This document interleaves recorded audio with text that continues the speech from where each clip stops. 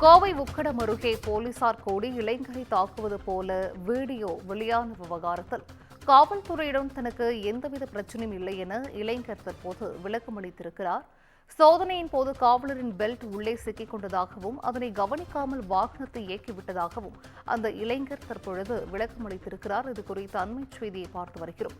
கோவை உக்கடம் அருகே போலீசார் கூடி இளைஞரை தாக்குவது போன்ற வீடியோ வெளியிடப்பட்ட விவகாரத்தில் காவல்துறையுடன் தனக்கு எந்தவித பிரச்சனையும் இல்லை என இளைஞர் விளக்கம் அளித்திருக்கிறார்.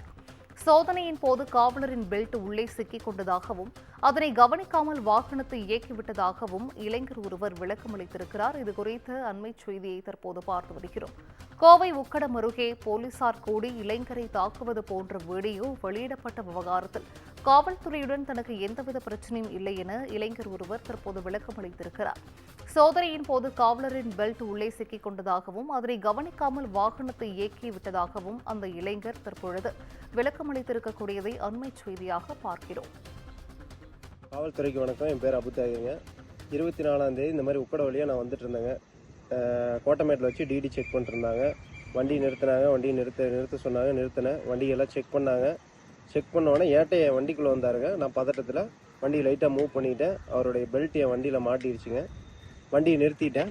நிறுத்தினதுக்கப்புறம் இவங்க மேலேருந்து யாரோ வீடியோ எடுத்து போட்டிருக்காங்க. எனக்கும் காவல்துறைக்கும் எந்த விதமான பிரச்சனையும் எதுவுமே கிடையாதுங்க. எல்லாமே காம்ப்ரமைஸ் ஆகியாச்சு. யாரோ தேர்ட் பர்சன் வீடியோ எடுத்து போட்டிருக்கிறாங்க. காவல்துறைக்கு வணக்கம். என் பேர் அபுதாகிங்க.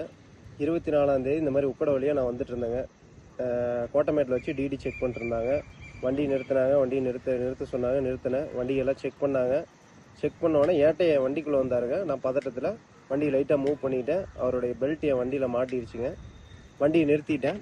நிறுத்தினதுக்கப்புறம் இவங்க மேலேருந்து யாரோ வீடியோ எடுத்து போட்டிருக்காங்க. எனக்கும் காவல்துறைக்கும் எந்த விதமான பிரச்சனையும் எதுவுமே கிடையாதுங்க. எல்லாமே காம்ப்ரமைஸ் ஆகியாச்சு. யாரோ தேர்ட் பர்சன் வீடியோ எடுத்து போட்டிருக்காங்க.